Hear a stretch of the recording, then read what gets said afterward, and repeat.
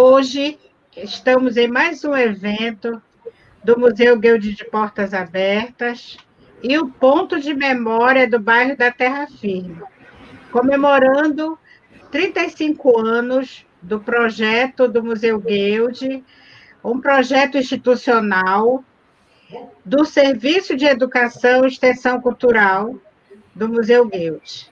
E o ponto de memória da Terra Firme é um programa do IBRAM, Instituto Brasileiro de Museus, e que em 2019 completou seus 10 anos.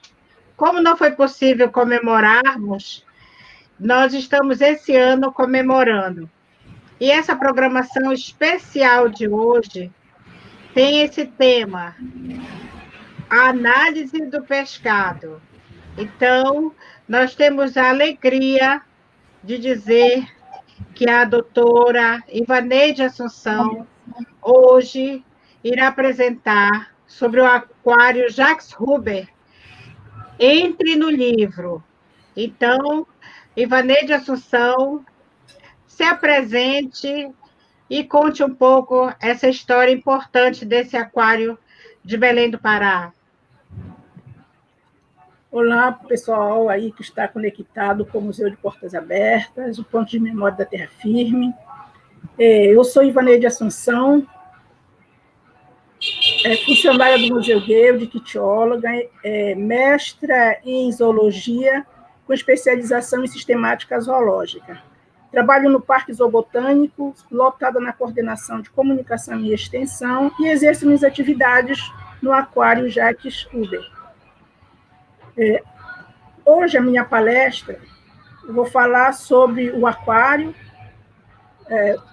as mostras que são exibidas, a história natural de cada animal, dos animais que nós exibimos, para que a gente passe essas informações de como eles vivem, um pouco da história deles, porque uma coisa é a gente ver o animal, ouvir, sem conhecer a sua história natural, como vive na natureza, e as preocupações que nós temos que ter, porque a nossa fauna, de modo geral, ela está passando por momentos críticos, e que a responsabilidade com elas não é apenas do poder público, mas é da sociedade como um todo. Então, hoje nós vamos falar sobre o aquário e o que ele exibe para a população. Localizado no Parque Zoobotânico do Museu Guild, o aquário Jacques Huber é o mais antigo aquário público do país. É um espaço de lazer. Lazer porque os turistas vão visitar, tira um tempo, tanto para visitar o museu, visitar o aquário, visitar o parque. Tanto turistas nacionais como internacionais, todos passam nesse espaço do Parque Zoobotânico e no aquário também. E também é um local de entretenimento, porque o povo vai lá também para se divertir, para ver, para ter uma visão mais bonita da vida, que é um pedaço da Amazônia, né? E é um espaço também de interação de conhecimento, em que as pessoas, muitas delas, já têm conhecimento do que está ali. Mas, além do conhecimento que elas têm, também é acrescentado conhecimento ali dentro, pelo que ela vê, pelo que ela lê, pelo que algum palestrante, muitas vezes entra o visitante, tem alguém dando uma palestra lá dentro, as pessoas param, se reúnem, ficam ouvindo, participam. Então, é um lugar também de interação de conhecimento. E sem contar que lá dentro reaviva-se memórias de família, memória da história da pessoa com determinado animal que está ali, a memória, os cheiros, os sentidos, cheiro de peixe, os almoços. Então, tudo isso são reflexões que um espaço desse leva à população. E sem contar que oportuniza ao público uma visão dos animais vivos, principalmente dos peixes ali nadando, e, inclusive, daquelas pessoas, né? Leva isso para aquelas pessoas que não conhecem um peixe, só conhecem no prato, sabe o gosto, mas não conhece o animal vivo, não sabe nada dele, não sabe nada da sua história natural, não sabe da importância dele para o ambiente e para a nossa subsistência. E para mostrar tudo isso, o aquário exibe ali duas mostras, uma de répteis, a outra de peixes, que são importantes para a segurança alimentar, para a economia do homem amazônico, para a cultura e para a ciência. Objetiva com isso subsidiar a valorização da cultura tradicional e a educação ambiental e científica, de modo geral. Bem, e para mostrar tudo isso, o prédio do aquário conta com 5 terrários que exibem répteis e um salão de exposição de aquários, com 10 aquários de 900 a 600 litros, que é para exposição de peixe de corte, né? No centro deste salão, temos também exposições temporárias. No caso, agora, ultimamente, nós estamos exibindo a exposição Baleia à Vista, que são parte de esqueleto de cinco espécies de baleia que frequentam a costa do Pará, que são encontradas aqui, ninguém sabe por que elas são localizadas aqui. Muitas dessas baleias elas chegam a adentrar rios da Amazônia. Por exemplo, há mais ou menos 30, 20 anos atrás, uma baleia minke entrou no rio Tapajós e chegou até próximo da Floresta Nacional do Tapajós. E ali ela ficou encalhada, né? Aí depois que foi retirado, o Bama tirou e tudinho, só que, como ela já estava muito batida, muito tempo na água doce também, então ela veio a morrer, encontraram na praia do Rio Amazonas, e os ossos delas estão na Casa de Cultura em Santarém. Quer dizer, um animal desse, que é um dos maiores animais mamíferos da Terra, entrando nos nossos rios da Amazônia, e que a gente não sabe qual a razão, a mais de 1.500 quilômetros do oceano. Então, isso é um fenômeno extraordinário, que ninguém sabe explicar por quê, mas que é importante trazer isso para a população, né? Então, o aquário está exibindo essa amostra de baleia, dos ossos de 5 espécies de baleia que apareceram aqui. Mas outras dependências, para que a gente possa mostrar todos esses animais, nós temos 2 áreas de manejos, uma de répteis e outra de peixe. Nós temos um setor extra, que é onde nós colocamos os peixes quando eles estão muito estressados. Dentro do aquário, a gente retira daí, passa para o setor extra, e aqueles que estão descansados lá no setor, passa para o aquário. Então, é uma forma de não deixar o animal muito tempo estressado. Temos, além do setor extra, nós temos nos fundos do prédio a enfermaria e berçário, que foram todos reformados ultimamente com apoio da ACELPA. Nos terrários, nós temos sucuris, nós temos jiboia, periquitamboia, jacuraru e matá-matá. Já aqui no salão principal, a gente está vendo aqui, pode ver mostras da baleia e os aquários nas paredes aqui. O primeiro terrário é da sucuri, esse animal que nós estamos, acho que dá para ver aqui direitinho na figura, um pouco do corpo dela. A sucuri ela é a maior cobra da América do Sul. Ela chega a medir de 6 a 7 metros de comprimento. É um animal semiaquático, ele vive na terra, o tempo, volta para a água, vai para o galho das árvores, muitas vezes para se enxugar ou para trocar de pele. E é na água que ele encontra a maior parte do seu alimento, como capivara, jacaré, aves aquáticas, peixes, onde ele se alimenta. Na época da reprodução, uma fêmea chega a acasalar com vários machos. E ela, assim, incuba os ovos dentro do corpo, e os filhotes também nascem dentro do corpo. Eles só são liberados para o exterior quando já estão prontos para explorar o ambiente externo. Na cheia, ela se relaciona muito bem com o ribeirinho, porque ela procura os domicílios para se alimentar das criações, como galinha, pato, peruca, até cachorro. Tudo, se tiver ao alcance dela, ela consegue comer. Mas há uma relação disso tudo, porque ela faz parte da medicina popular. que é a banha. A parte principal e a parte mais requisitada pelas pessoas que vivem na beira dos rios, que conhecem o efeito da banha da sucuri, porque é um excelente cicatrizante, segundo eles. A segunda jaula é a jaula da jiboia. Quem está vendo uma bebendo água, eu consegui essa fotografia, que eu fiquei muito feliz, da jiboia bebendo água. A jiboia é um animal dócil. Ela alimenta-se de pequenos mamíferos, aves e lagartos. Durante muito tempo, por essa docilidade, ela se adaptar bem às casas, ela foi criada. Muitas pegavam o bichinho vivo, pequeno, foi criada em domicílio, para ali quando se alimenta de rato, de roedores, então diziam que é para fazer a limpeza do ambiente. As mercearias de Belém, muito tempo, elas usaram a jiboia como um animal de estimação. E também, como ela tem uma coloração bonita, a pele, durante muito tempo, foi utilizada na confecção de artefatos de couro, por isso ela era caçada. Ela era caçada também, dada às superstições, né, das pessoas que usavam partes da jiboia como o que chamavam de atrativo, como a cabeça, o rabo e até as fezes. Ultimamente, ela está sendo mais caçada ainda, porque ela está sendo alvo do tráfico de animais silvestres.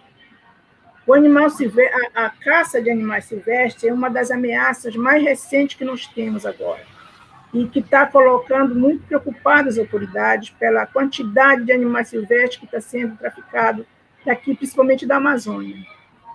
Uma das cobras mais bonitas do Brasil é a periquitamboia, ou cobra-papagaia. Essa cobra ela vive na floresta amazônica, nas copas das árvores. Ela dificilmente desce da copa das árvores, até mesmo para beber água.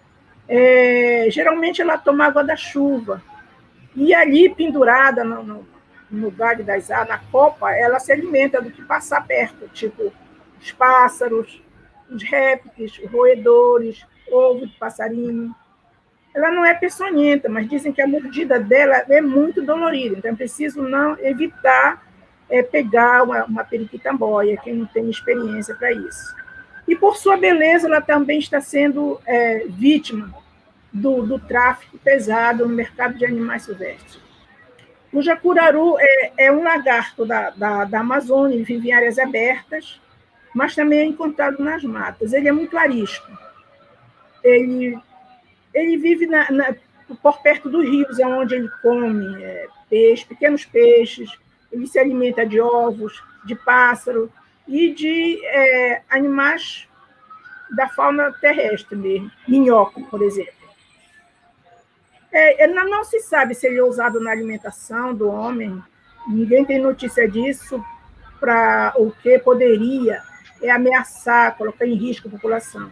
No entanto, ele está sendo muito caçado por causa do tráfico de animal silvestre, porque a pele dele está sendo muito valorizada e também ele é vendido como um animal de estimação.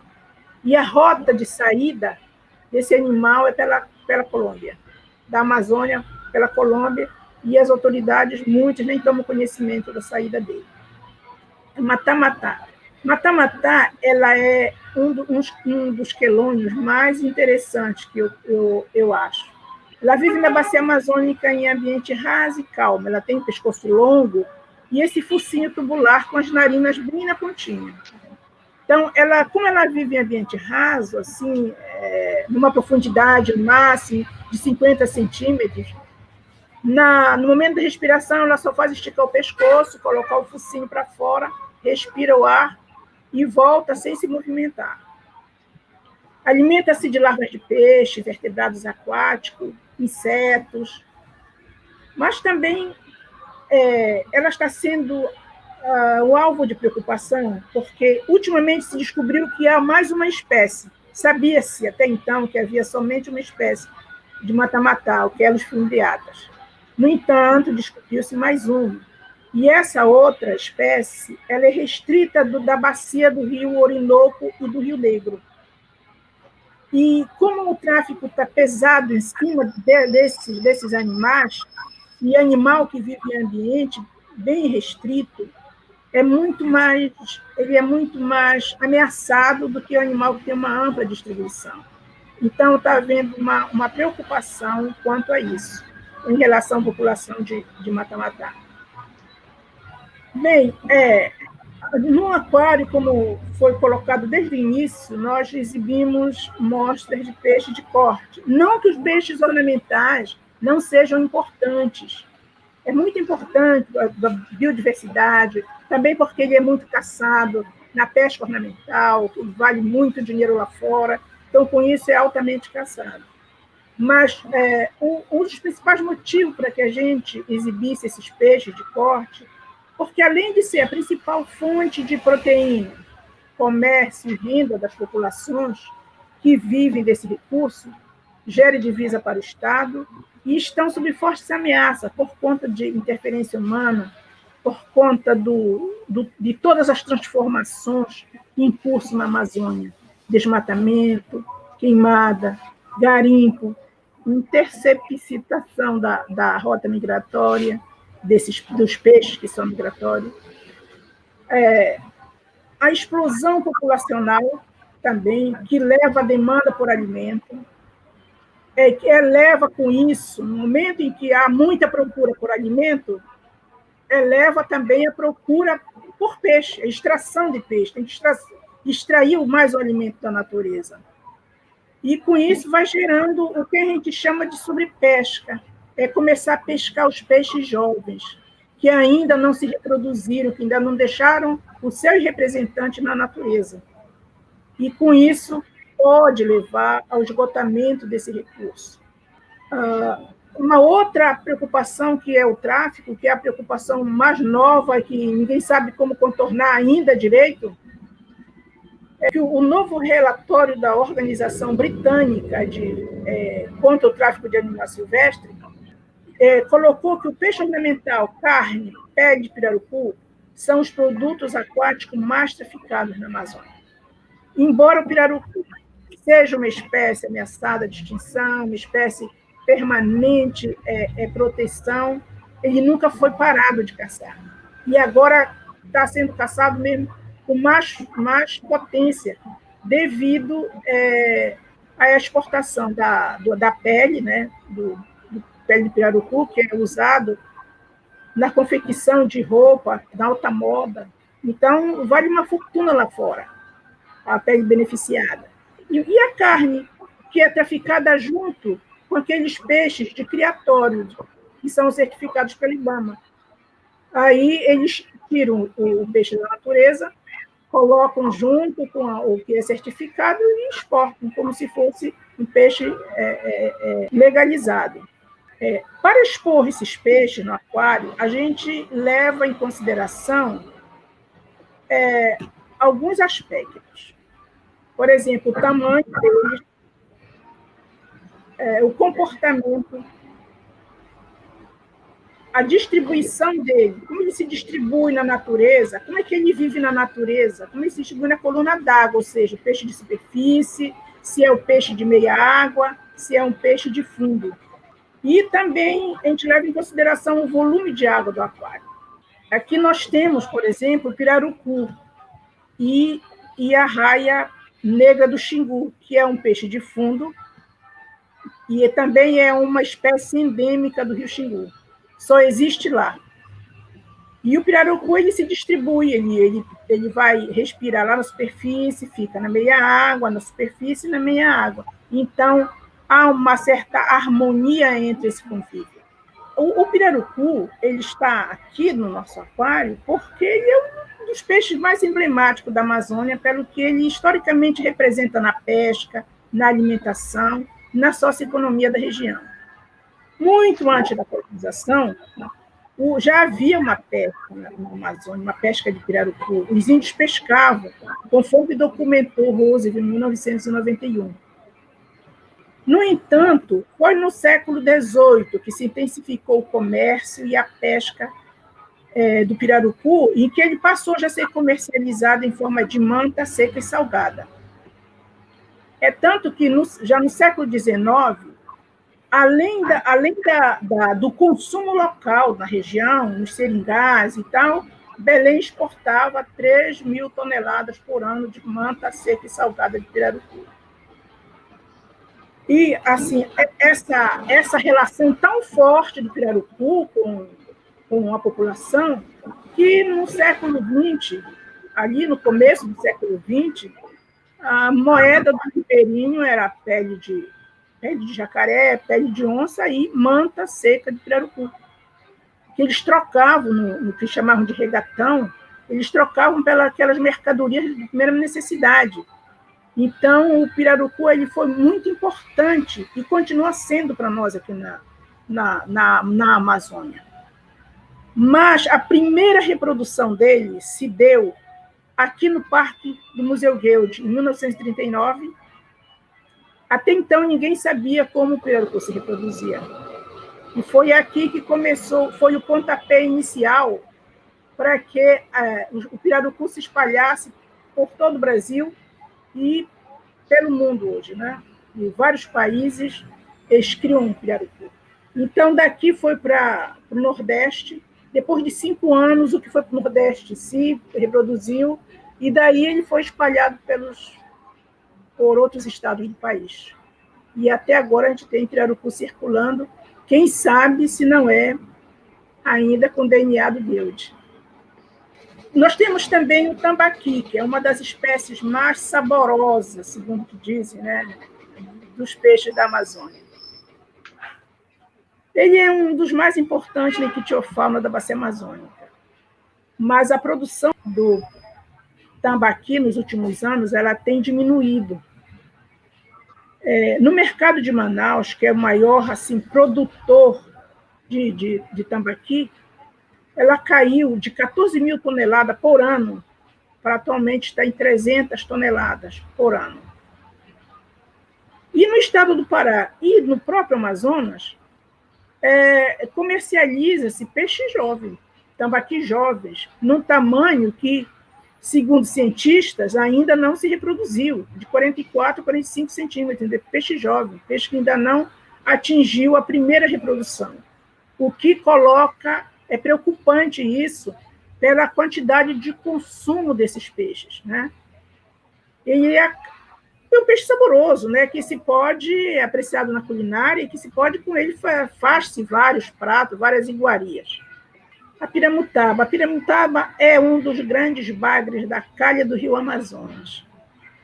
Ela possui uma ampla distribuição das bacias do norte da América do Sul, desde o Orinoco até o Parnaíba, na divisa do Maranhão com o Piauí. É um dos bagres mais explorados no Baixo Amazonas e no estuário pela pesca industrial artesanal. A sua captura ela é destinada à exportação. A população nativa da Amazônia, isso aí já está mudando devido a muita migração para a região. Mas a população da Amazônia dificilmente come peixe de couro, porque existia um tabu que ainda vigora, principalmente do médio Amazonas, aliás, sim, do Baixo Amazonas para o Alto e Médio Amazonas, que é de que a peixe de pele, ele pode surgir, quem consome peixe de pele pode vir adquirir doença de pele. Então, por conta disso, eles são pouco requisitados na alimentação do ribeirinho. E a piramutaba, apesar de ser muito pescada em toda a calha do rio Amazonas, ela é praticamente exportação, filetado, embora em cada cidade dessa, onde passa o rio Amazonas, ela seja pescada, mas ela é levada para o frigorífico, onde é filetada para exportação, e só. E não se vê sendo vendida no mercado como peixe para consumo. E é também um dos peixes mais interessantes, porque para se reproduzir ela viaja a 5.500 quilômetros aproximadamente, desde o estuário do Amazonas, aqui do rio Amazonas, até lá para o Alto Solimões e seus afluentes. Desova, os ovos são trazidos, as larvas, de novo pela correnteza, e vem para cá, para a boca do Amazonas, aonde cresce Aí, quando atinge determinado tamanho, volta a migrar à procura novamente da área de reprodução, onde provavelmente eles nasceram. Uma outra espécie muito requisitada, tanto na culinária quanto na pesca comercial e pesca esportiva, é o tucunaré. Ele é da bacia amazônica, de todos os grandes rios. Prefere água calma, as margens dos rios, lagos e igapós, e gosta de água limpa, água sem poluição. A carne dele é saborosa, com pouca gordura também, pouca espinha. Então, por isso, ele tem alto valor no mercado. Mas, por conta disso, ele já foi introduzido em açudes e represas do país para a piscicultura. Por sua beleza, ele desperta interesse no mercado de peixes ornamentais e na pesca esportiva. A pirarara é um dos peixes muito bonitos. Ele é nativo dos rios da Amazônia, Araguaia e Tocantins. Ele tem o hábito de se aquecer ao sol, que é interessante. Ele fica ali pela manhã, em determinados locais onde não é muito frequentado por embarcações, e fica ali pegando sol com as nadadeiras para fora, acima da água. Ele não tem muita importância assim, para o consumo, ele é pouco consumido na Amazônia. Mas ele é muito importante na pesca esportiva e na pesca de peixe ornamental, pela beleza dele. Algumas populações indígenas não comem, porque acreditam que a pirarara seja a mãe da cobra grande, por causa de uma lenda que tem, em que a pirarara, aliás, uma índia teve um caso com uma cobra grande, teve uma filha cobra, e depois ela se jogou no rio e virou uma pirarara. Então, eles não comem de jeito nenhum. Mas a pele ela tem sido aproveitada na produção de couro, porque é muito bonita, na confecção de vestimenta, de cinto, bolsas. E também uma outra utilidade dela para a população é que a banha pode ser usada para tratar dor do ouvido e pneumonia. A piramboia. A piramboia ela é um dos peixes muito importantes, muito interessantes, embora ela não tenha importância na alimentação nem na pesca comercial. Mas pela história dela, a história que ela representa para os peixes, de modo geral. Ela pertence a um grupo de peixes pulmonados vivos, mais antigos da Terra, e que tiveram uma ampla distribuição no mundo, e hoje encontra-se só 4 espécies distribuídas na África, Austrália e a piramboia aqui na América do Sul. Ela é um peixe que respira por pulmão, e na época da seca, por conta disso, ela se enterra. Ela chega a ficar até 1,5 metro embaixo da terra, e lá ela fica quieta, diminui o metabolismo, não se alimenta, fica lá esperando a entrada da água, né? Quando começam as chuvas, que o rio começa a encher, ela sai da toca, entra no rio e vai procurar alimento, vai procurar se alimentar bem, vai procurar um parceiro para procriar, e ali no fundo do rio mesmo, eles fazem um ninho, e o macho, então, cuida dos ovos e dos filhotes, né? Como ele cuida? Ele tem uma coisa interessante, que quando está na época da reprodução, a nadadeira dele fica cheia de pelo, uns pelos fininhos, cobertos por uma membrana muito vascularizada.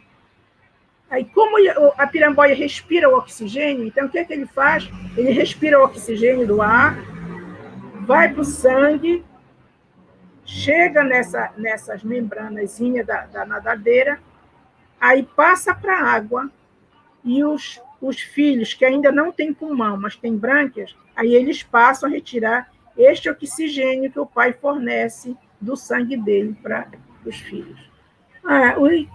Nós também exibimos o puraqué, que agora nós estamos exibindo uma espécie nova, que foi descoberta recentemente, a Electrophorus voltae.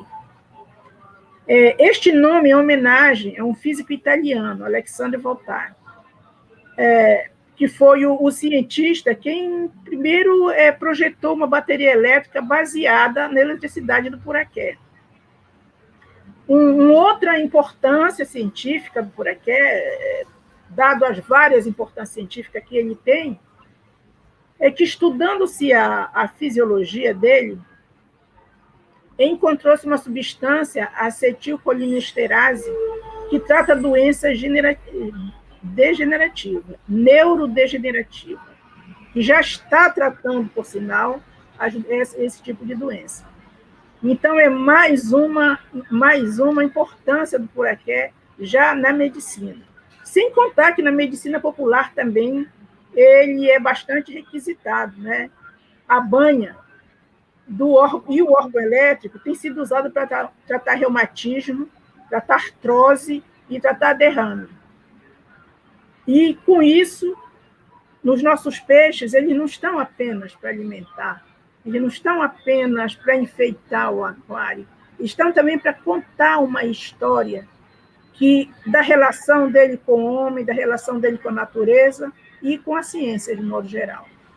Eu espero que eu tenha passado um pouco da história do aquário, um pouco do que a gente faz, e um pouco da história dos peixes, porque, como eu digo, é importante para a gente conhecer as ameaças, conhecer o que a gente tem, para a gente poder dar um tratamento melhor, ter uma tomada de consciência melhor, né, e poder participar da proteção desses animais.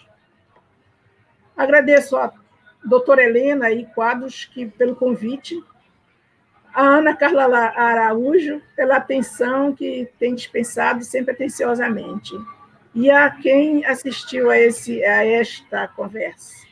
Muito obrigada. Parabéns, doutora Ivaneide. Muito aprendizado com a sua palestra.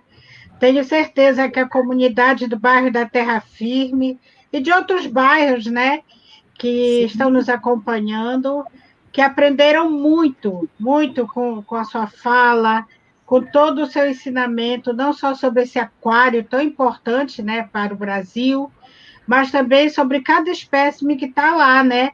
E que tenho certeza que todos estão assim encantados com a sua fala. O Ponto de Memória do Bairro da Terra Firme agradece a sua participação, como também o projeto Portas Abertas do Museu Guild. Muito obrigada. Eu é que agradeço. Bem-vindos ao evento em comemoração aos 10 anos do Ponto de Memória do Bairro da Terra Firme. Nós vamos falar hoje sobre a análise da qualidade do pescado. Tenho a honra de ser orientada pela professora doutora Helena Quadros, a honra da participação da mestre em ictiologia Ivaneide, que vocês puderam acompanhar anteriormente aqui no curso.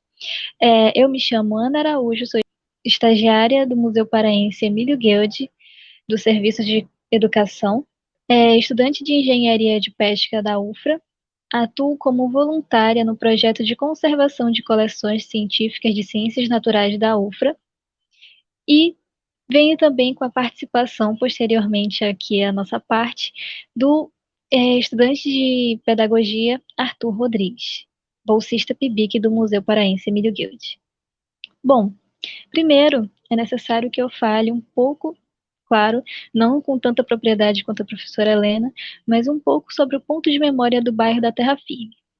Com a participação dos movimentos socioculturais do bairro, o Ponto de Memória Paraense trabalha na identificação das memórias, histórias e características peculiares da Terra Firme, bem como no levantamento de fotografias, entrevistas, contos, lendas e objetos que contam a história da comunidade. Bom, esse evento é patrocinado pela Vale com o auxílio da Rede Ajuricaba, através do programa Abraçando Pontos de Cultura do Pará. O projeto Abraçando Pontos de Cultura do Pará é uma iniciativa promovida pela Academia Paraense de Música, com patrocínio da empresa Vale e com a parceria da Rede Ajuricaba, Rede Paraense de Pontos de Cultura, Secretaria de Cultura do Estado do Pará e Fundação Cultural do Pará. Agora vamos dar início aos objetivos do nosso curso. Primeiro, o que nós precisamos entender a partir da identificação da qualidade do pescado. Aqui nesse curso nós vamos abordar especificamente peixes. Quando a gente fala de pescado, a gente fala de mariscos, a gente fala de crustáceos, mas aqui no curso nós vamos abordar especificamente sobre peixes, tá? Principalmente peixes da água doce. Quando se trata de identificação, primeiro é necessário que a gente entenda sobre ictiopatologia.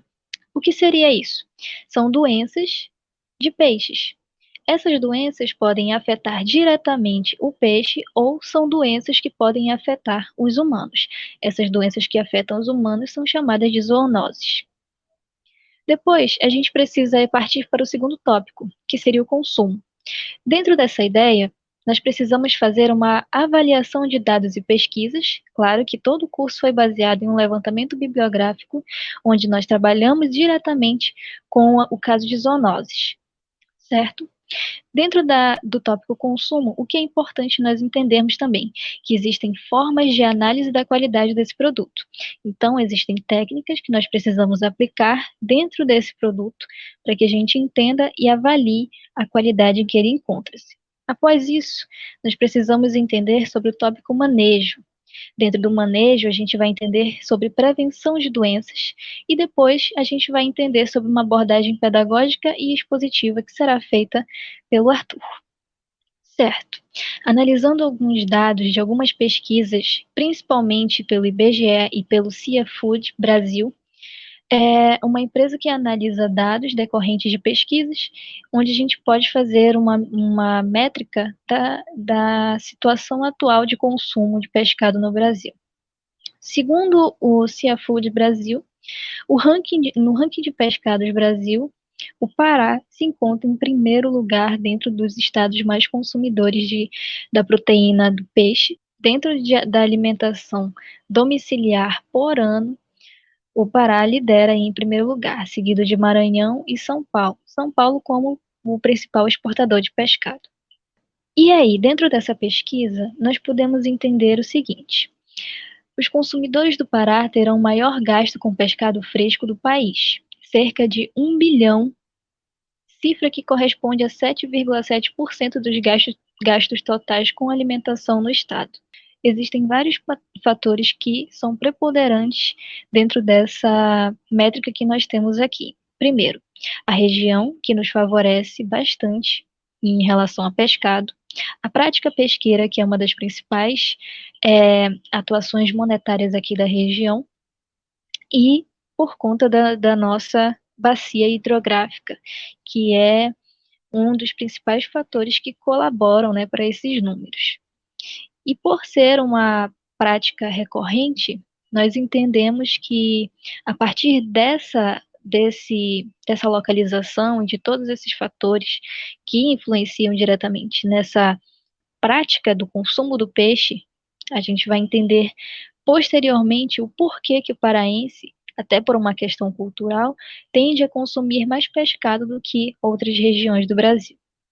O peixe, como proteína mais consumida durante o ano de 2020, por conta do seu valor mais baixo do que a proteína de outro animal, como a carne vermelha ou o frango, ele se torna uma proteína muito mais acessível e, portanto, mais presente na mesa dos paraenses. Existe uma frequência relativa de consumo. Então, aí nós podemos entender, a partir desse gráfico aqui, quantas vezes os paraenses costumam comer peixe durante a semana. Aqui nós podemos ver que a maioria das pessoas come peixe de 1 a 2 vezes na semana. Após isso, o segundo maior número são de pessoas que comem 2 vezes ao mês. O terceiro maior número são de pessoas que comem 1 vez por mês. O menor número é de pessoas que comem todos os dias.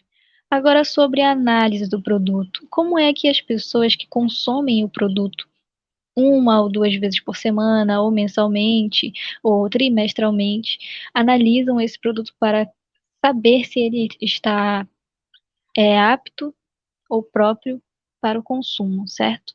Então, a maioria das pessoas nos disseram que os conhecimentos, os métodos e as técnicas de análise são advindas de conhecimentos familiares. Eles aprenderam de forma passada de geração em geração, com a avó, com a mãe, de como analisar esse peixe, como saber se esse pescado está próprio para o consumo.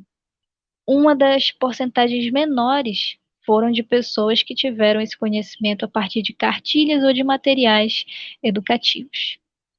Certo.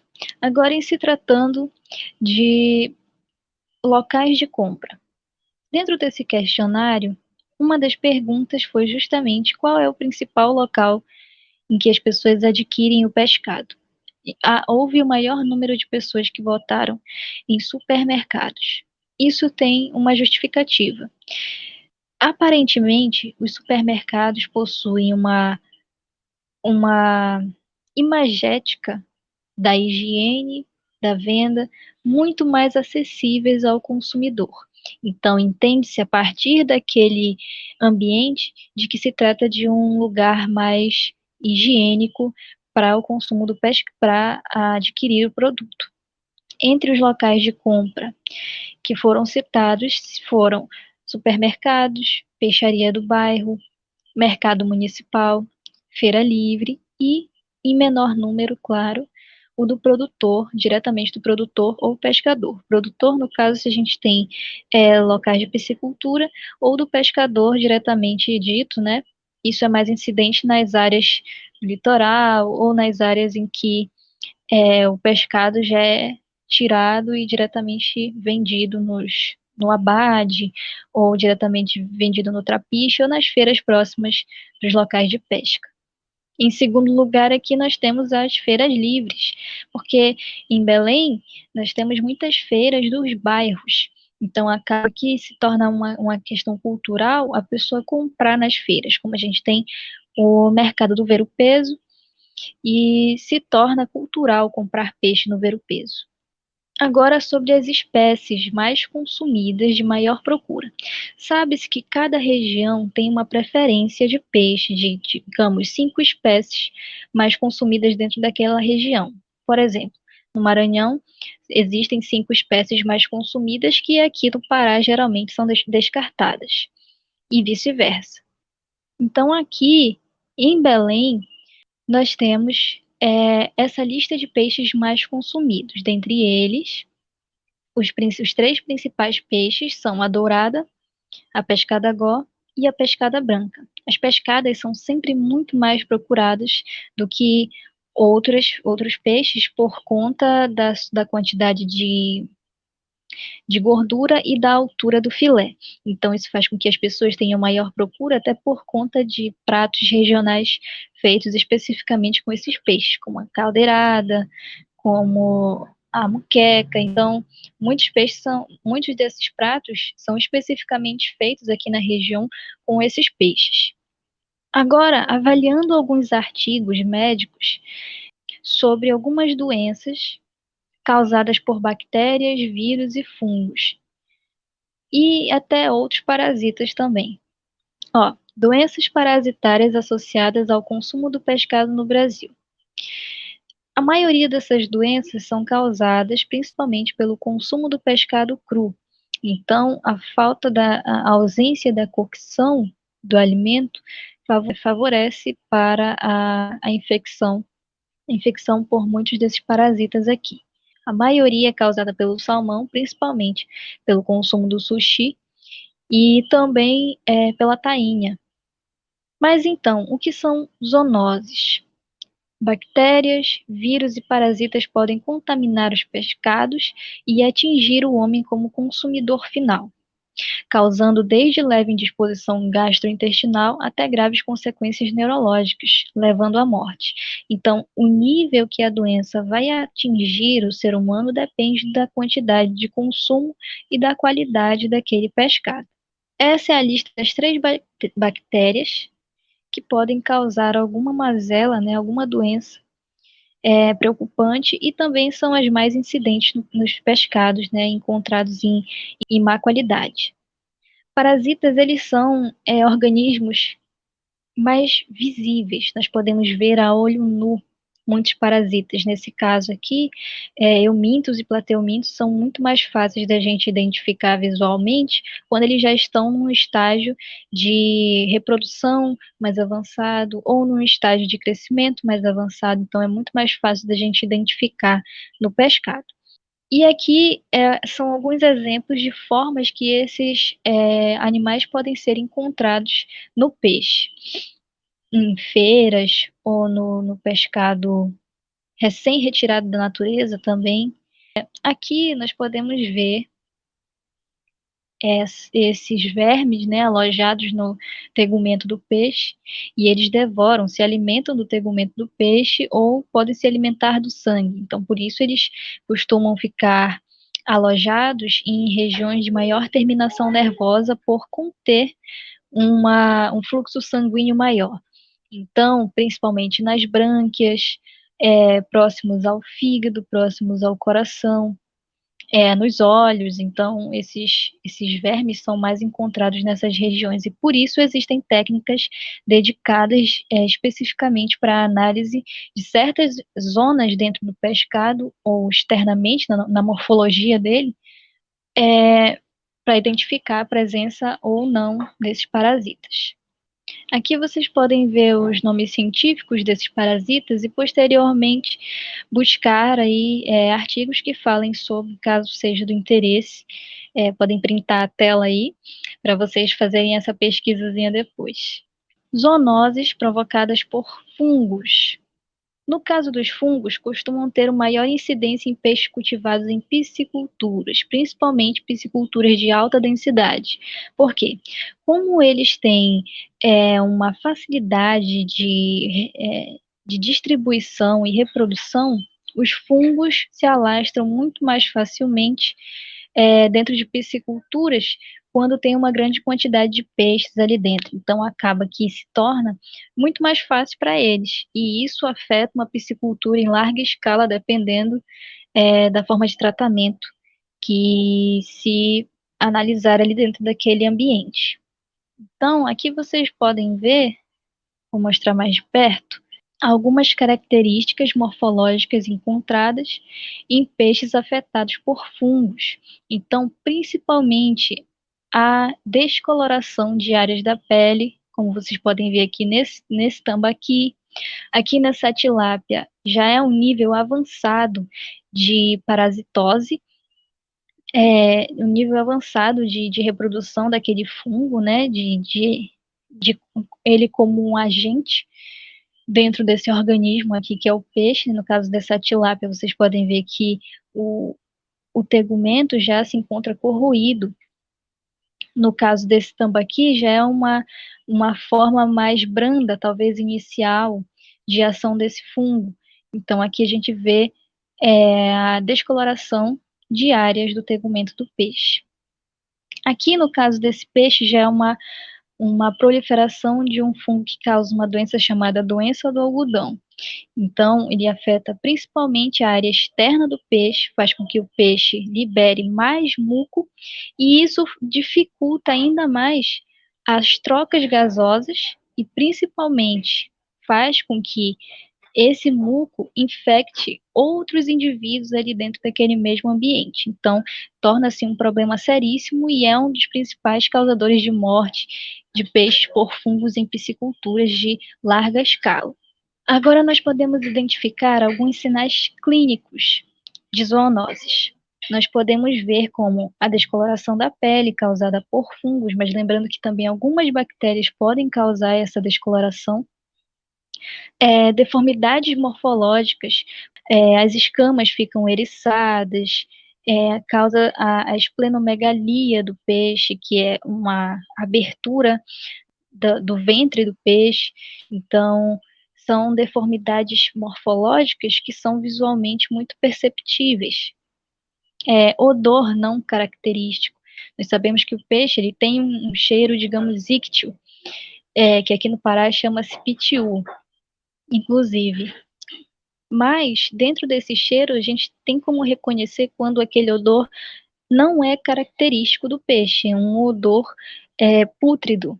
Então, a gente tem como analisar a diferença entre um cheiro natural e um cheiro não natural. Eu quero até fazer uma correção, porque o termo correto é ascite. Ascite é a expansão do ventre do peixe, que chamam as pessoas em colônias pesqueiras ou comunidades pesqueiras chamam de barriga d'água. É quando o peixe, vocês podem até ver aqui nessa foto, a diferença entre uma tilápia normal e uma tilápia com ascite. Então, vocês percebem que a barriga fica maior. Isso tudo é água. A água que se aloja entre os tecidos e comprime os órgãos. Isso aqui não é o órgão que está inchado. É a água que faz inchar. E essa água é por conta de reações químicas que fazem com que as células retenham uma quantidade maior de líquido. Nesse caso aqui, é a exoftalmia, que é justamente essa expansão do globo ocular. O olho do peixe salta. Então, isso é causado por algumas bactérias e alguns parasitas, como o chamado popularmente piolho de peixe, que é um crustáceo. A desnutrição também é uma das características de zoonose, um sinal clínico de zoonoses, porque muitos peixes, devido a se afetarem morfologicamente, fisicamente, por algum tipo de parasita, eles acabam diminuindo a quantidade de alimento ingerida. Então, o peixe fica mais letárgico, ele fica lento, né, por assim dizer, ele fica mais ligado ao fundo do ambiente, não come, mexe-se pouco, então acaba que ele não tem mais essa mobilidade para se alimentar. E o peixe acaba por se desnutrir. O ventre mole também. Quando a gente aperta o ventre do peixe, acaba que você tem uma resistência ali. Então, você aperta e ele volta. Só que quando ele está afetado por algum tipo de parasitose, você aperta e o ventre fica. A pele, o tegumento do peixe acaba ficando lá da forma que você apertou. Então, isso é uma característica, também é um sinal clínico. A rasgadura das nadadeiras, certo? Mais tarde nós vamos entender quantas nadadeiras o peixe tem, para que a gente saiba analisá-las e saber qual é a sua condição natural e a sua condição não natural. A presença de pontos brancos também, como aqui nessa imagem. Vejam pontos brancos aqui nas brânquias dos peixes, do peixe. E, como eu falei, como esses parasitas, muitos são hematófagos, então acaba que eles se alojam nas regiões de maior fluxo sanguíneo.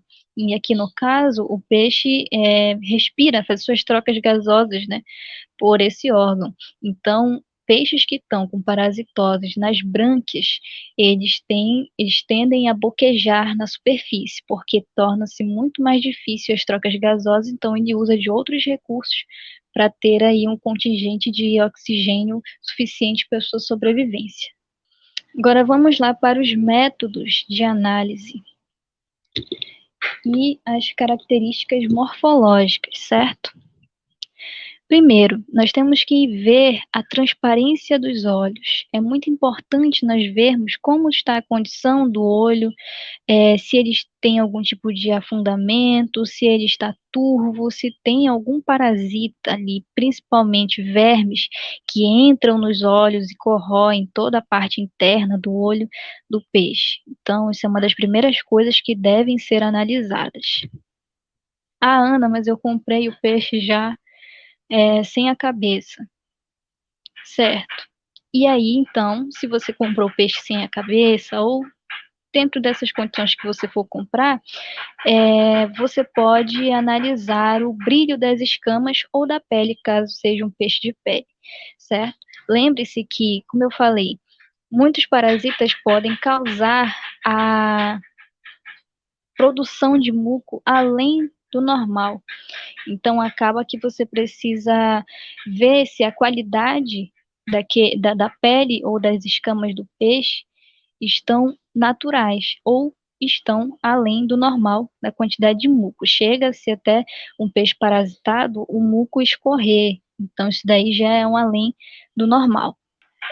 Também você precisa identificar, no caso das escamas, se existe resistência. Quando você puxa as escamas, tem que ver se existe uma resistência ali ao puxar ou se torna muito fácil. A partir do momento que você puxa e já sai de primeira, você precisa avaliar se esse peixe realmente é próprio para o seu consumo, que eu diria que não. O estado das nadadeiras é muito importante você avaliar isso. Porque as nadadeiras corroídas podem ter sinais, claro, de disputa de território ou de reprodução, porque muitos machos costumam arroer as nadadeiras das fêmeas em período de reprodução. Mas se esse não for o caso, você vê que há alguns sinais ou presença de alguns parasitas ali entre os rasgos das nadadeiras, então é sinal de que é uma parasitose e não uma condição natural. Quantidade de muco, como eu falei, a presença da língua, porque você vai abrir a boca do peixe, né? Caso você compre o peixe já inteiro, prefira comprar o peixe inteiro e depois pedir para ele ser filetado, tá? Caso você compre no supermercado, existe essa possibilidade. Se não, você compra em filés e aí eu vou mostrar posteriormente como é que faz a escolha do filé já tirado, o que você pode identificar ali. Tá? Mas no caso da presença da língua, por que é importante você abrir a boca do peixe e saber se a língua está lá? Porque existe um parasita chamado comedor de língua, que é um crustáceo. Então, ele se reproduz muito facilmente e é mais encontrado em peixes retirados da natureza, pescados, né, do que em piscicultura. Nesse caso, quando o peixe está sem a língua, já é sinal de que aquele parasita já esteve presente ali e já devorou a língua do peixe. Isso faz com que o peixe não consiga se alimentar. Então, lembre-se também, é importante nós sabermos que a maioria desses parasitas, eles são oportunistas. Então, eles precisam de uma queda do sistema imunológico para poder agir. Então, às vezes, um peixe que está parasitado por uma bactéria, ele acaba que é suscetível à presença de fungos e outros tipos de parasitas. Nesse caso, precisamos analisar, né, na ausência da língua, que o peixe não se alimentando reduz aí as trocas energéticas, a produção energética dele, as proteínas podem sofrer com isso e acaba que o peixe fica suscetível imunologicamente, né, a outros tipos de parasitas que podem ser zoonoses e nos fazer nos causar algum tipo de doença. A resistência ventral, outra característica. Número 6, resistência ventral. Como eu falei, você precisa ver quando você apertar o ventre do peixe e ele tiver uma resistência, isso é algo bom. Se você apertar e o ventre continuar da forma que você deixou, então isso é um sinal de que o peixe já está em estado de putrefação. Número 7, odor característico. E número 8, a análise da cavidade celomática. Você vai comprar um peixe que já está eviscerado. Na maioria das vezes, nas feiras, os peixes já estão eviscerados, né? A partir do momento que se corta, a técnica correta. É fazer a abertura do ventre e retirar as vísceras do peixe. Mas, quando se tira, dá para você ver toda aquela cavidade celomática, dá para você ver a carne, né, o peixe, e aí você pode identificar se existe a presença de algum tipo de parasita ali dentro, principalmente vermes, que podem se alojar na carne do peixe, na musculatura diretamente. Métodos de análise. Primeiro, falando dos olhos. Vamos fazer um comparativo entre um peixe de má qualidade e o peixe de boa qualidade. Primeiro, você precisa identificar se os olhos não estão turvos, se os olhos estão esbranquiçados, se há a ausência dos olhos, né? Porque muitos peixes, durante a pesca ou durante o manejo mesmo, o beneficiamento, perdem os olhos. se há escoriações ou algum tipo de afundamento nesses olhos dos peixes, ou a presença de algum parasita dentro do olho, ou fora, ou agarrado em alguma parte externa ou interna do olho. Um peixe de má qualidade. Vocês veem que o olho está turvo. Vocês veem que o olho está esbranquiçado em algumas regiões. Então, esse peixe já foi pescado faz muito tempo, provavelmente já está em um estado de decomposição mais avançado e não é um peixe próprio para o consumo. Um peixe de boa qualidade. Aqui vocês podem ver, o olho ainda está brilhante, está com a presença de todas as suas características, não tem afundamentos, não está turvo, não está esbranquiçado, está um olho brilhante. Então aqui vocês podem ver que é um peixe próprio para o consumo com base na análise desta característica, certo? Agora, análise das escamas ou da pele do peixe. Primeiro, você precisa identificar se as escamas estão eriçadas. O eriçamento das escamas é causado por uma doença chamada de CIA. Essa doença é causada por uma bactéria em associação a um fungo. Então, causa a hidropsia no peixe, junto com a ascite, que é a esplenomegalia do ventre do peixe. Ausência ou pouca rigidez do tegumento, no caso da escama ou da pele, certo? No caso do peixe de pele, você passa o dedo em sentido contrário da cauda, da nadadeira caudal até a cabeça e você vê se a pele sai com facilidade. Se ela sair com facilidade, provavelmente aquele peixe está parasitado ou está sob a ação de algum tipo de fungo. No caso do peixe de escama, você pega uma escama e puxa. Se tiver com alguma rigidez ali, alguma resistência, né, então sinal de que aquele peixe ainda está num estado adequado para consumo, né, não está num momento de deterioração tão avançado. Presença de escoriações. Certo que durante a pesca ou durante o manejo pode ser que os peixes tenham escoriações, né? Mas escoriações são causadas por algum tipo de agente patogênico, são diferentes. Então, aqui eu vou mostrar para vocês um exemplo. Percebam que essas escoriações aqui, vermelhidão, essa parte descolorada do peixe, essa parte aqui, que são escoriações que já estão até escuras, são por algum tipo de agente patogênico, que acredito eu seja por algum tipo de fungo. Presença de regiões com formação de algodão, que no caso pode ser por fungo, né? O fungo causa isso, a doença do algodão, e a presença de parasitas, vermes no caso, vocês podem analisar visualmente com facilidade, e o excesso de muco também. Em um mercado na região centro-oeste, em que a vigilância sanitária fez a retirada todinho do pescado dessa feira, pois ele já estava em estado de decomposição muito avançado e o peixe continuava sendo vendido na feira. Então, a vigilância sanitária fez o recolhimento desse material inteiro. Então, aqui, vocês podem ver zonas de descoloração, provavelmente devia estar com um odor não característico, né, pútrido.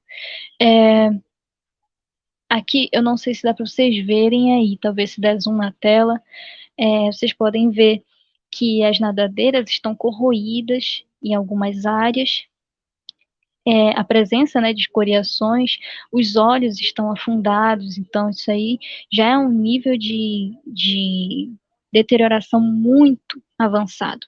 Um exemplo de peixe de boa qualidade.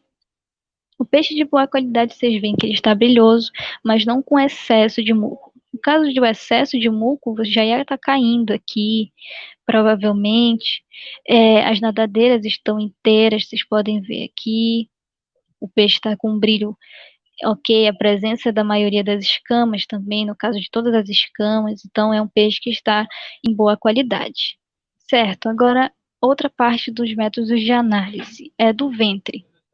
O ventre é a presença, né, da ascite, que é a esplenomegalia, Vísceras em estado de decomposição, caso você compre um peixe que não está eviscerado, você faz o corte e analisa as vísceras do peixe, ele está em estado mais avançado, com os órgãos em decomposição já. O ventre sem a rigidez, presença de ferimentos, extrusão do ânus, presença de parasitas. Quando há a extrusão do ânus, é porque existem parasitas na região gastrointestinal que fazem toda a corrosão dessa área até o ânus do peixe. Então, acaba que o tegumento, né, faz essa saída, se expande. E aí, a primeira coisa que é notada é a saída desses parasitas pelo ânus do peixe. Aqui vocês podem ver a CIT, né, como é uma imagem que eu já mostrei anteriormente, que eu achei uma imagem que mostra muito bem a diferença. Aqui a tilápia normal e a tilápia com a CIT. E como é que fica num raio-x, né? A CIT nada mais é do que o acúmulo de água nos tecidos. Então, o peixe fica com os órgãos comprimidos e leva à morte. Isso acontece muito em peixes ornamentais, como os quínguios, que têm sérios problemas com a CIT, ou até os betas, que são peixes que, quando tem a hidropsia, uma das segundas fases do ciclo da doença é a CIT. Então, as escamas eriçam e o ventre expande. Agora, na boca do peixe, um dos métodos de análise também, você tem que identificar a ausência da língua, obstrução da cavidade oral, deformidades e presença de parasitas. A ausência da língua. Esse aqui é o comedor de língua. É um crustáceo, vocês podem ver que ele até já se reproduziu aqui. Então, metade da língua do peixe aqui já foi devorada por esse animalzinho. Então, acaba que isso dificulta a alimentação do peixe.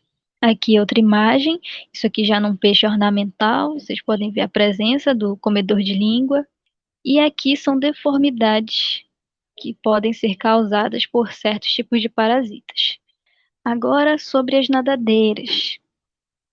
Primeiro, precisa identificar a resistência da tração da nadadeira, presença de parasitas, presença de fungos, rasgos e desfiamentos.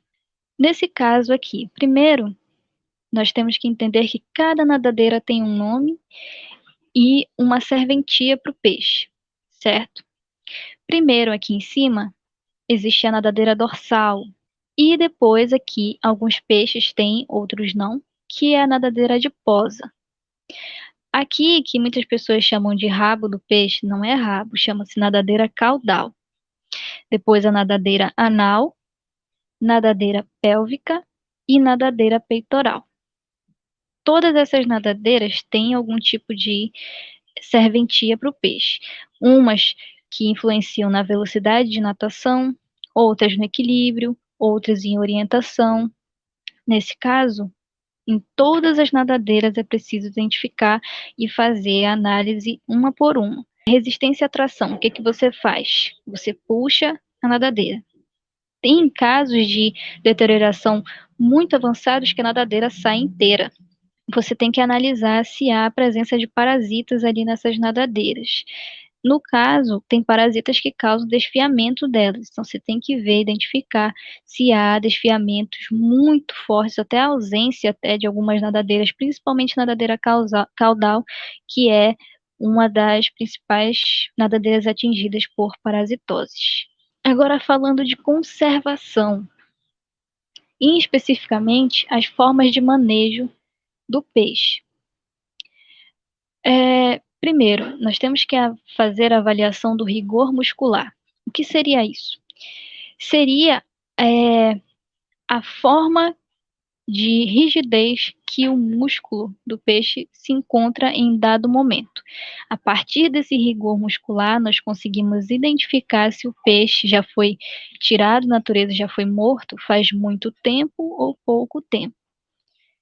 certo? Se ele foi, e a partir da análise desse rigor muscular e da variável tempo, a gente consegue entender se ele foi feito no manejo correto ou no manejo incorreto.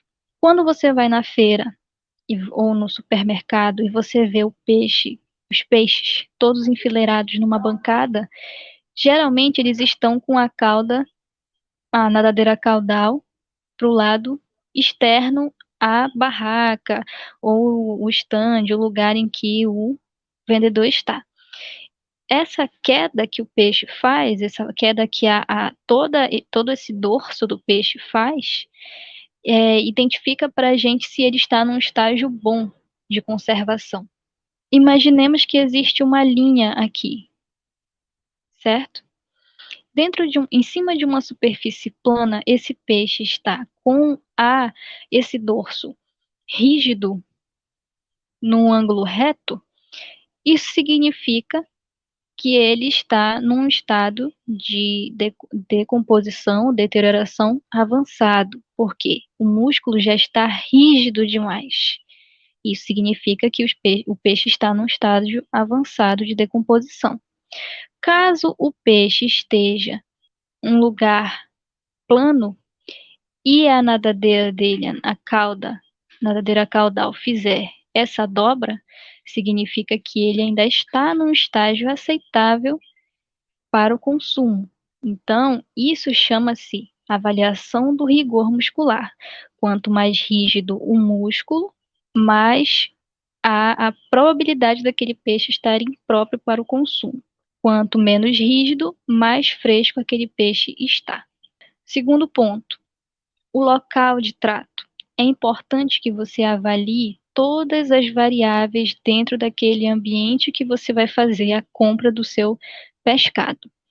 Nesse caso aqui, o local de trato é muito importante, porque você precisa saber se aquele estado, aquela região está numa condição aceitável de higiene. Então, um local onde as vísceras do peixe estão muito perto da onde você vai fazer a análise dele, de onde você vai comprar, da onde vai ser vendido para o cliente, então onde as vísceras estão muito perto, não é recomendável. Outra questão, ter restos de peixes cortados ou vendidos em uma hora anterior, até dias anteriores àquele que você está indo comprar. Então, isso faz com que bactérias e fungos se alojem ali e contaminem todo o produto que vai ser colocado naquela superfície. Ferramentas de manejo, facões, cutelos, pinças, pegadores, luvas, todas essas ferramentas precisam estar higienizadas para que não haja contaminação desse produto. A higiene, né, claro, tanto do vendedor quanto do local, e a coloração do produto. No caso, se você comprar no supermercado o peixe já em postas, já filetado, você tem que identificar a coloração daquele produto. Se o peixe é de carne vermelha, uma musculatura como a do salmão, que tem aquela coloração específica, e você vê que existem zonas esverdeadas, arroxeadas do peixe, então aquilo ali já é um estado de putrefação. Por quê? Essas zonas mais escuras são causadas por bacilos. Então, são bactérias que vão agir ali na decomposição daquele material. Então, já não é um peixe próprio para o consumo. E provavelmente, a partir do momento que você tirar aquele plástico, o estado de putrefação vai ser mais rápido do que ele conservado em gelo, mas ainda assim, não é próprio para o consumo. A temperatura é um fator muito importante, porque ela retarda a proliferação de micro-organismos, altas temperaturas eliminam parasitas. Lembra a fala em que eu citei que muitas das doenças são causadas por consumo de pescado cru? Então, porque a temperatura, ela tende a desnaturar certas proteínas e faz com que muitos desses parasitas sejam eliminados. É um fator preponderante da conservação do pescado. Então, existe até uma técnica para que a gente faça o manejo correto com o gelo. Posteriormente eu vou mostrar. Nesse caso aqui, ó, temperaturas altas, acima de 60 graus, matam micro-organismos. Então, aqui, existem micro-organismos que são eliminados a partir de 60 graus. Nas temperaturas de 5 a 60 graus, os micro-organismos se multiplicam intensamente, é uma zona de perigo. Então, não é ideal que você guarde pescado a partir do momento que você compra, já que ele já está ali na feira e provavelmente não é um local refrigerado, você compra, leva para sua casa e deixa mais algumas horas ele em temperatura ambiente. Então, temperatura ambiente já permite a reprodução, a multiplicação de muitos desses parasitos, desses micro-organismos, certo? Em temperaturas baixas, abaixo de 5 graus, os micro-organismos não se multiplicam, por isso a importância do uso do gelo. Então, são dois extremos que a gente precisa trabalhar, certo? Temperaturas baixas, muito baixas, abaixo de 5 graus, em gelo, e temperaturas acima de 60 graus. Então, é a zona de retardamento da proliferação e a zona de eliminação de micro-organismos. Formas de acondicionamento desse pescado. Primeiro, o local precisa estar limpo e esterilizado. Por quê? Se você coloca o peixe num vasilhame, num isopor que já está contaminado, não adianta você conservar em gelo, porque muitos daqueles micro-organismos vão contaminar o pescado e estarão em estado de retardamento ou de diminuição energética. Então, a partir do momento que eles entrarem numa zona de temperatura de conforto, eles vão se proliferar. Então vai acontecer a proliferação e a contaminação. A qualidade do gelo também. O gelo é muito importante. Se você faz o gelo com uma água contaminada, não adianta você conservar naquele gelo. Vai continuar sendo um foco de contaminação. Resfriamento e congelamento. Resfriamento é algo diferente de congelamento. Resfriamento é quando você vai nos supermercados e vê o peixe naquelas basquetas com um ar-condicionado em cima e incidindo direto ali no pescado. Isso é resfriamento. O congelamento é você deixar o produto em contato direto com algum material congelante, que vai fazer aquele serviço todo de deixar os organismos em estado de retardamento da sua reprodução. Evitar o contato com outros alimentos. Onde se põe peixe, não se põe carne. Onde se põe peixe, não se põe frango. Então, a não ser que você for fazer algum tipo de alimento que use ambos, mas nesse caso, existe uma hora de preparação. Antes disso, no acondicionamento desse produto, não se põe produtos peixe com outros tipos de produtos. Qual é a forma correta de fazer o acondicionamento em gelo?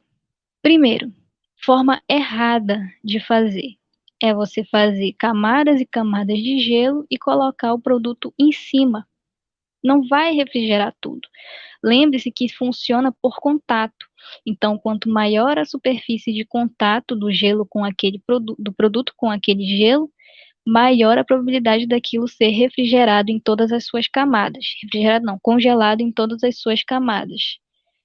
Quando você diminui essa área de contato, uma parte vai congelar e a outra não.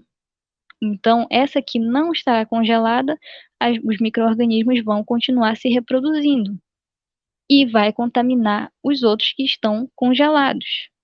Outra forma errada é colocar todo o produto primeiro na basqueta, no isopor, no recipiente que você for usar e uma camada de gelo por cima. Está errado, pelo mesmo motivo do primeiro exemplo. A forma correta de fazer esse acondicionamento é fazendo camadas de gelo, camadas do produto. Lembrando sempre de colocar também gelo nas paredes do recipiente, certo? Lembre-se que precisa da área de contato. Quanto maior a área de contato, menor a probabilidade de ter micro-organismos se reproduzindo ali no produto. Tá? Então, faz-se uma camada de gelo, uma camada do produto, uma camada de gelo, uma camada do produto e finaliza com uma camada de gelo. E, finalmente, eu quero agradecer a todos pela participação. Lembrar também que daqui a pouquinho a gente tem o vídeo, aqui em seguida a gente tem o vídeo, vou mostrar para vocês na prática como é que a gente faz desde a análise de cada uma dessas partes, de cada uma dessas técnicas que eu mostrei aqui para vocês no teórico. Nos minutos seguintes vou mostrar essa prática para vocês, ensinar como é que fileta o peixe, para você que não sabe filetar, vou mostrar como é que faz esse serviço. E tem um bônusinho aí também para vocês, em seguida a fala do Arthur. Então, não se esqueçam de curtir o vídeo, se inscrever no canal, recomenda para os seus amigos, para os seus professores, para os seus alunos, certo? Compartilha ele nas suas redes sociais, se possível. Ativa as notificações, é muito importante para que você saiba quando os vídeos aqui do nosso evento forem ao ar e você não perder a sua atividade. Lembrando que o formulário de inscrição, que vai estar aqui na descrição do vídeo, é necessário para validar a emissão do seu certificado, então ele só vai ficar disponível 15 minutos após a finalização desse vídeo aqui. Então, você vai ter 15 minutos para você preencher esse formulário e receber o seu certificado, que vai estar lá disponível no Even, você vai receber no seu e-mail a notificação, certo? Então, até mais e fiquem ligados aí no restante do vídeo.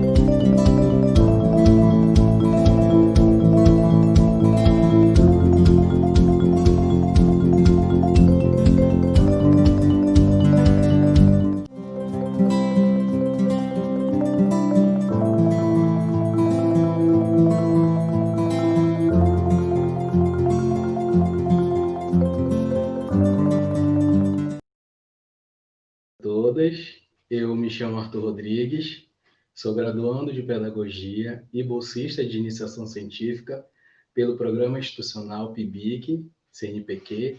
Tenho atuação direta no Museu Guild de Portas Abertas, sob orientação da professora doutora Helena Quadros, que também, que além de ser coordenadora do Portas Abertas, é também conselheira do Ponto de Memória da Terra Firme.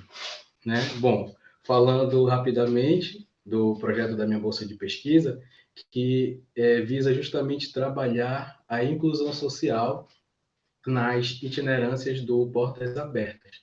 Essas itinerâncias que iniciaram ano passado, 2019. Então, as atividades da minha bolsa de pesquisas buscam, dentre outras, fortalecer instrumentos e ferramentas inclusivas nas ações itinerantes do programa Museu Guild de Portas Abertas. Bom, eu fui convidado a contribuir aqui no minicurso justamente para trazer um olhar mais pedagógico para essas questões que a Ana colocou. Então, é mais no sentido de como fazer uma abordagem pedagógica com relação à qualidade do pescado. E também como passar isso para o consumidor. Então, seja ele pescador artesanal, seja ele de comunidade tradicional ou a comunidade em geral. Então, muitas das vezes, a gente se depara com a dificuldade em traçar um diálogo facilitador para que as pessoas, para que essas pessoas compreendam a importância de manter as boas práticas de manipulação do pescado, do peixe. Então, o profissional da educação inserido dentro do contexto da interdisciplinaridade pode contribuir para esse olhar mais sensível. Qualidade do pescado, abordagem pedagógica com a comunidade. Então, para tratar sobre isso, eu trouxe algumas ideias sobre comunicação, ou seja, falar também da importância da comunicação, no próximo slide aqui. Então, nesse contexto, eu trouxe um livro que fala sobre um livro do Paulo Freire, do autor Paulo Freire, que fala sobre comunicação. Esse livro, ele vem justamente abordar essa perspectiva da comunicação dentro das comunidades, como trabalhar essa comunicação nas comunidades tradicionais, Porque, assim, a gente sabe que a comunicação social ela é extremamente importante para se trabalhar com as comunidades tradicionais, porque essa comunicação, no fazer extensão, ela precisa ser facilitada. Então, nós, como profissionais da educação, a gente também tem os profissionais das ciências agrárias, que é basicamente o que o autor trata no livro, a gente precisa traçar um diálogo facilitador com a comunidade. E aí o conceito de comunicação, que o Freire diz o seguinte sobre a comunicação, é um trecho tirado do livro dele. Ele diz o seguinte: a comunicação é diálogo, na medida em que não é transferência de saber, mas é um encontro de sujeitos e interlocutores que buscam a significação dos significados. É um trecho do livro do Paulo Freire, que a gente entende muito bem essa questão, entende que a comunicação ela é um diálogo. E dialogar, dialogar é uma necessidade humana. Sem ele, somos incompletos. E quando falamos em dialogar, e aqui eu estou falando de um diálogo genuíno, que é aquele diálogo que se relaciona com o conceito de alteridade, que é aquilo que faz com que nós se pomos no lugar do outro, Então, no livro Extensão ou Comunicação, do autor Paulo Freire, ele trata justamente da relação entre agrônomos e camponeses, é uma relação bem específica que ele faz dentro do livro, dentro de um contexto de discussões sobre o aumento da produtividade na agricultura. Então, por que eu trouxe esse exemplo aqui? É justamente porque essas ideias que o autor trabalha no livro, elas podem ser naturalmente transpostas para o contexto da popularização da ciência, envolvendo a relação entre pesquisadores e a comunidade, coisa que é muito bem abordada nas atividades e nas ações do ponto de memória da terra firme. Destacar também que, quando falamos de qualidade do pescado, que é uma coisa muito importante de se falar, quando a gente fala de qualidade do pescado, não é somente do pescador que devemos pensar, né? Não é somente no pescador artesanal, porque o pescador artesanal é somente uma ponta da rede. A rede de pessoas que consomem o pescado. Então, a gente está falando de mim, a gente está falando de você, nós estamos falando de um público geral, né? É um público bem grande. Então, há uma resistência muito grande das pessoas quanto às recomendações de boas práticas de manipulação do pescado. Essas pessoas, muitas das vezes, elas resistem às considerações feitas pelos profissionais quanto à forma correta de manipulação desse peixe. Que assim, nós, seres humanos, de forma geral, a gente carrega conosco saberes que foram construídos de geração em geração. E nós somos um reflexo disso. Então, aquela pessoa que vai comprar o peixe na feira, aquele pescador artesanal, né? São vários exemplos. Então, pescador artesanal, aquela família ribeirinha, por exemplo, eles estão inseridos dentro de uma realidade. Então, antes de eu repassar meus conhecimentos, que são técnicos e científicos para aquela pessoa, para aquela comunidade, né? Eu preciso entender a realidade em que eles estão inseridos. Então, colocando uma situação bem específica, né? Que é a realidade do pescador artesanal. Então, como eu vou falar de qualidade do pescado ou boas práticas de manipulação, sem levar em consideração os saberes que esse pescador leva consigo, né? É o chamado conhecimento tradicional, ou aquele conhecimento que foi passado de geração em geração, como vocês preferirem. Então, algumas questões ficam: é preciso respeitar o conhecimento desse pescador? É preciso considerar a realidade em que ele está inserido? São algumas perguntas que ficam para reflexão, mas eu já adianto que não é somente preciso, como é necessário levar em consideração essas questões.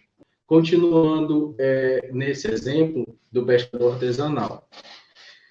Então, considerar a realidade dele, respeitar os saberes que ele carrega consigo, é algo bem delicado. Por quê? Porque isso reflete diretamente no modo de vida dele.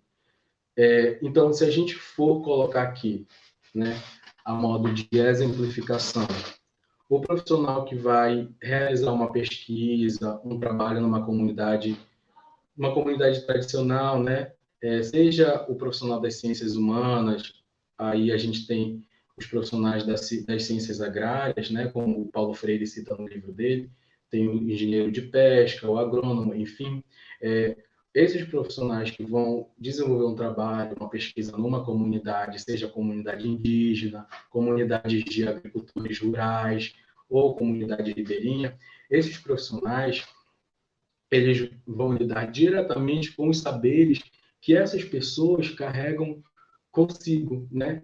Que foram construídos de geração em geração.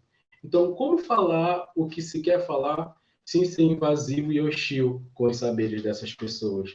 Como trabalhar esse processo educativo com essas pessoas de forma eficaz e de forma que o objetivo seja alcançado? Eu vou parafrasear um pouco com a ideia de alguns autores que dizem o seguinte: o processo educativo nas famílias não se apresenta de forma sistematizada. A educação familiar se constitui em processo sócio-histórico e cultural, presente no cotidiano de vivências e na transmissão geracional de saberes, valores, hábitos, normas e padrões de convivência. Então, quando a gente fala de saber tradicional, estamos falando do processo educativo nas famílias, né? Que é diferente da educação escolar, que exige todo um planejamento, todo um passo a passo, né? Então, a gente tem, de um lado, o processo educativo nas famílias, que é a educação não formal, e a educação nas escolas, que é a educação formal, que é a outra ponta, né? O meio familiar, ele também constitui uma educação que é a educação não formal, como eu acabei de dizer. Diferente da escola, que é a educação formal e sistematizada. Então, é justamente por isso a importância disso levar em consideração a realidade em que a pessoa está inserida, né? Nessa questão. Vocês perguntam para mim, Arthur, eu, enquanto pesquisador, que trabalho dentro de uma perspectiva do conhecimento científico, por exemplo, que caminho eu posso estar utilizando para chegar a essas pessoas? Como tornar esse saber popular e fazer isso de maneira mais eficaz possível? Que o objetivo ele é que esse conhecimento chegue à comunidade e que ele seja eficaz. Aí, nesse contexto, é importante falar, além de comunicação, falar também sobre metodologias ativas e processos educativos, que são a melhor maneira de você chegar na comunidade e tornar esse conhecimento o mais popular possível e ser eficaz, né? Ser eficaz nos seus objetivos. Eu vou passar o slide. Bom, dentre essas metodologias ativas citadas, a gente traz como exemplo a prática da exemplificação, né, que pode estar sendo trabalhada com a comunidade. O que vem ser essa prática da exemplificação? Ela é nada mais do que a utilização de exemplos práticos, dinâmicos, do cotidiano. Ou seja, a gente está falando aqui de elementos que estão inseridos no dia a dia, por exemplo, daquele pescador, né? Daquele consumidor, do público em geral, né? Então, são elementos relacionados, por exemplo, às práticas inadequadas e, principalmente, às consequências que acontecem quando ele se apropria dessas práticas inadequadas. Então, nesse sentido de exemplificação, traz à tona a realidade do pescador. Por exemplo, se eu quiser trabalhar de forma sutil os problemas que a má manipulação do pescado pode trazer para a vida daquela pessoa, podemos adotar os tipos de contaminação da seguinte forma. Por exemplo, a gente tem a contaminação física do peixe, né? Quando a gente fala do pescado, a gente tem os tipos de contaminação. Contaminação física, contaminação química e a biológica. Aí o que acontece? O pescador, já que a gente está falando, a gente está tendo como exemplo o pescador, então vamos usá-lo como exemplo.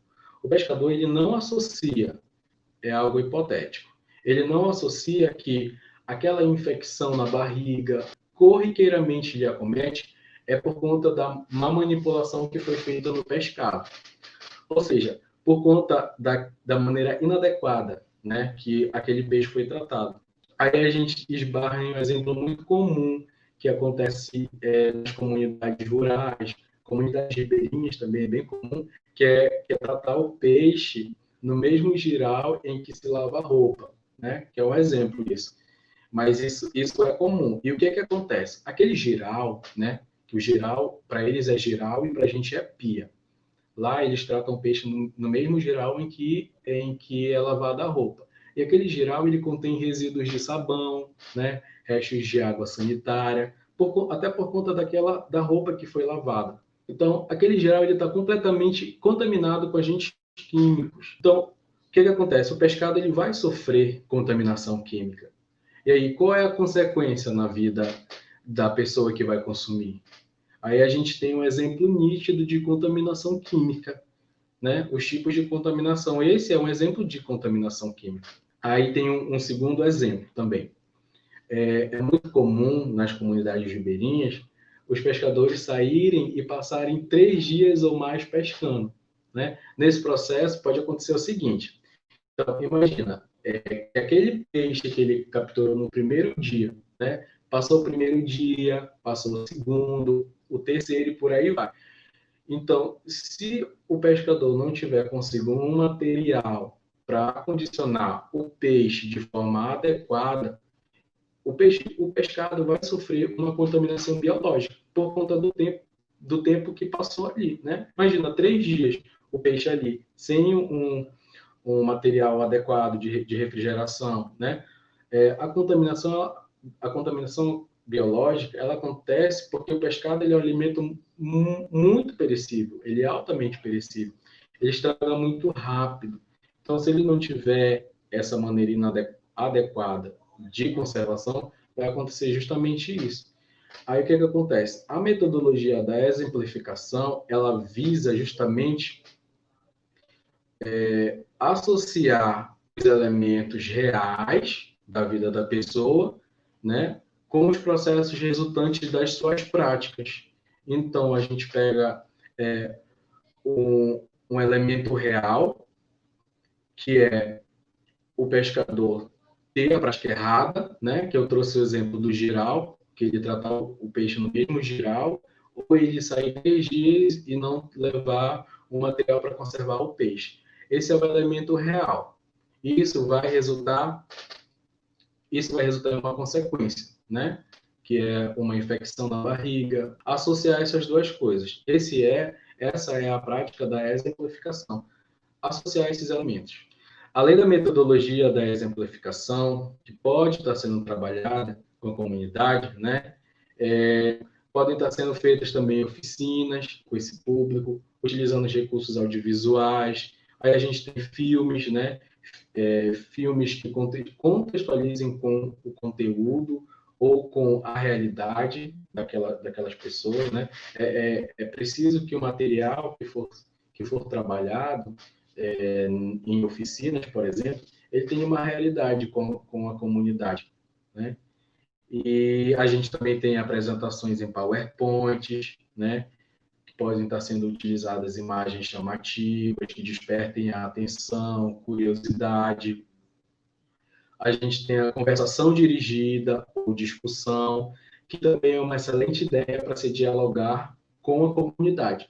Lembrando, esse diálogo ele precisa ser o menos técnico possível. Ele precisa utilizar uma linguagem bem acessível, né? Quanto menos técnica for essa comunicação, esse diálogo é melhor para o entendimento. A gente tem a chuva de ideias.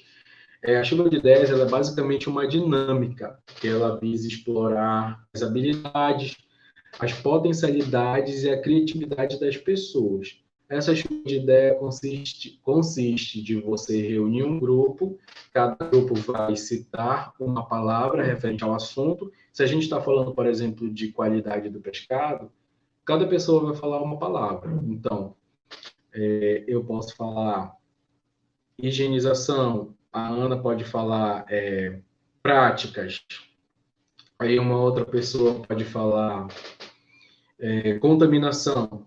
Então, cada pessoa vai citar uma prática, vai citar uma palavra, e a partir disso vai ser iniciado um diálogo, né? E a partir desse diálogo vão tentar encontrar a melhor solução.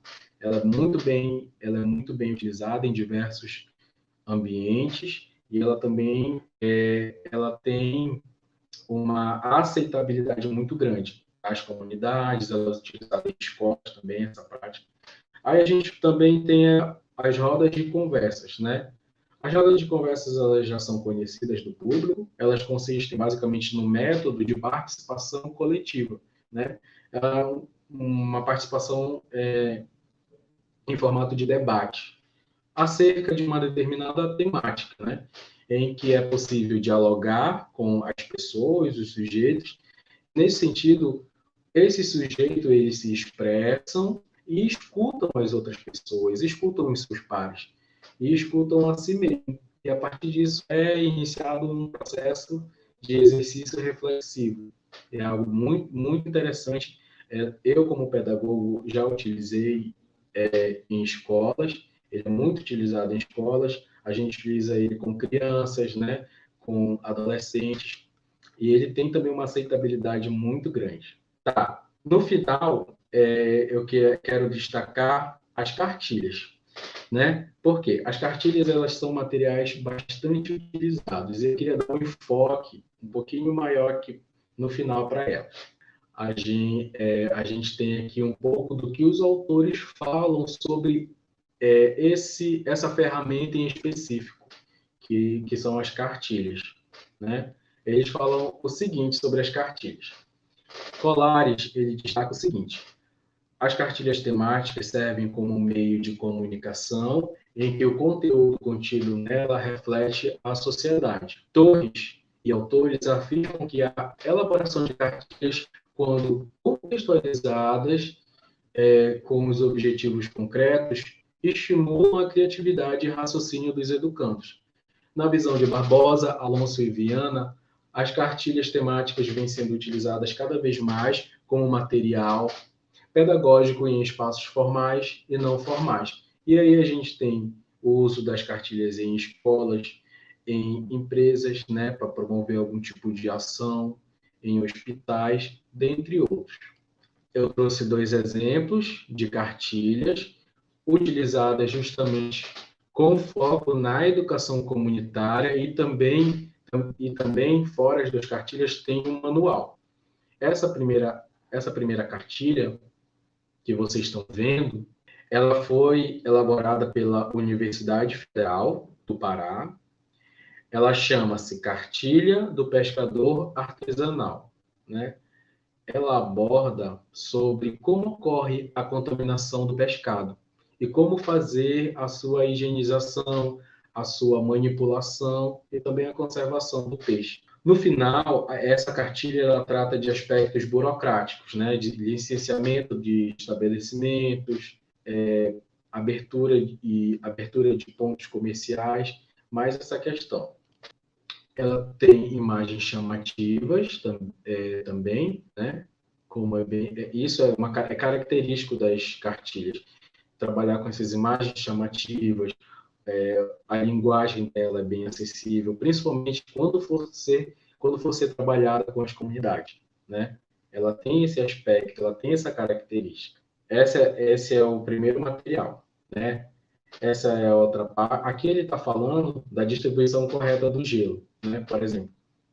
Aí ele coloca um esquema aí através dessa imagem para mostrar como é que deve ser feita a distribuição do gelo de forma correta.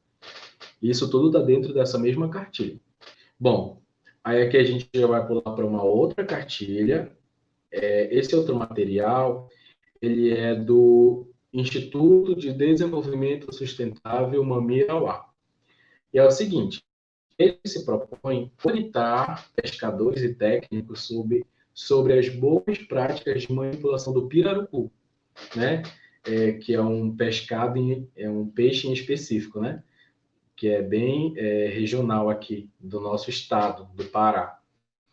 Então, durante a pesca e o pré-beneficiamento desse peixe, ele fala sobre tudo isso. Ele dá dicas de conservação, ele fala sobre a questão da durabilidade e da qualidade do peixe, dentre muitas outras coisas que ele vai abordar dentro desse material, e é muito interessante. Aqui ele fala também, ó, nesse mesmo slide, ele está tratando sobre os tipos de contaminação que eu havia dito, né?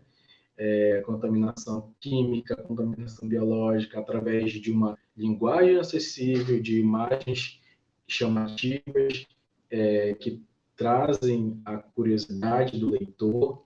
Esse último material, ele não é em formato de cartilha. O formato dele é de manual. Mas assim, eu trouxe ele aqui, ele está aparecendo na tela, demorou um pouco. Eu trouxe ele aqui para exemplificar de maneira bem didática, né, para se trabalhar certas temáticas. Por exemplo, tela, ele discute questões socioambientais, né, que está relacionado diretamente com a comunidade, questões que se relacionam diretamente com a comunidade, né. Aí ele traz uma linguagem bem acessível. O interessante também é que ele dá diversas sugestões, metodologias participativas, ele fala de roda de conversa, ele fala do debate, ele fala também da chuva de ideias. O que basicamente ele faz? Ele aborda as questões socioambientais, né, que é uma problemática que a gente vem vivendo há muitos anos. Ele aborda essa questão de maneira bem simples, de exemplos, ele fala da metodologia da exemplificação também. Ele traz essas metodologias participativas para poder inserir esse assunto essas questões na comunidade. Esse manual ele foi desenvolvido através de uma parceria entre a USP, aqui no Brasil, e uma universidade chamada York, que é no Canadá. Eu finalizei aqui as cartilhas. A minha participação aqui no minicurso ela foi justamente para fazer essa abordagem mais pedagógica, para fazer esse diálogo, né? A forma como trazer esse diálogo mais acessível com a comunidade. E muitas das vezes os técnicos que têm aquele conhecimento científico, quando adentra na comunidade, ele vai trazer o diálogo técnico dele. E é importante atentar para uma fala, um contato mais acessível, né? Uma linguagem mais acessível quando se for fazer certos tipos de trabalhos com a comunidade, né? Quando for passar uma informação, um conteúdo. A minha apresentação ela vai finalizando aqui, né? Esse meu momento aqui no minicurso ele vai finalizando aqui. Eu queria justamente trazer essa ideia, contribuir um pouco com os conhecimentos, né, da minha área, que é uma área mais pedagógica, da área de humanas, né? Trazer um pouquinho do que eu compreendo para vocês, agregar um pouco nesse conteúdo que ele é muito importante, né? Falar sobre qualidade do pescado é algo muito importante. Porque peixe, todos nós consumimos, né? A gente falou aqui do pescador artesanal, mas, como eu destaquei, não é só o pescador artesanal. A rede, né, é muito grande. O pescador artesanal fica somente na ponta dessa rede. A gente está falando de um público muito grande que consome o pescado. Então, a minha apresentação vai ficando por aqui. Eu quero dizer também que o link desses materiais, eles vão ficar disponíveis na descrição do vídeo, né? As cartilhas que eu trouxe, o manual, todos esses materiais que eu trouxe aqui, eu vou disponibilizar o link na descrição do vídeo. Eu quero agradecer vocês que estiveram presentes. Então, meu muito obrigado.